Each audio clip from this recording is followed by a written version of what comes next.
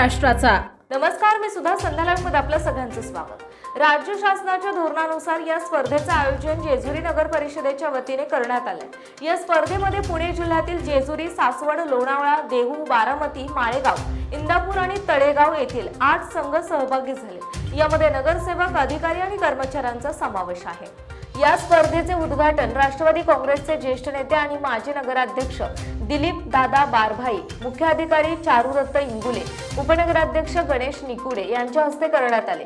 यावेळी नगरसेवक कृष्णा कुदळे, रोहित खोमणे, शिवाजी जगताप, योगेश जगताप, प्रशांत लाखे, समीर मोरे, नगरसेविका मोनिका घाडगे, मंदा बयास, नीलम सातभाई, स्वरूपा खोमणे, भक्ती कोरपड, प्रज्ञा राऊत, स्नेहल भालेराव, माजी नगराध्यक्ष रोहिदास कुंभार, श्री खंडोबा पालखी सोहळा ग्रामस्थ मंडळाचे अध्यक्ष जालिंदर खोमणे उपस्थित होते।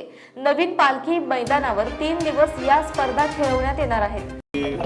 जेजुरी नगरपालिकेमध्ये सर्व नगरपालिकांची टीम सहभागी करून आपण क्रिकेटचे सामने इथं भरवलेले आहेत। त्याकरता विद्यमान जे सगळे आमचे सन्माननीय नगरसेवक आहेत, नगराध्यक्ष आहेत, उपनगराध्यक्ष आहेत, त्यांनी सगळ्यांनी कर्मचाऱ्यांची जी मागणी होती आणि आम्ही त्यांच्यासमोर जो प्रस्ताव ठेवला त्याला त्यांनी काही विलंब न घेता त्यांनी लगेच होकार दिला, संमती दिली आणि नुसतं संमती देऊन थांबली नाही ते।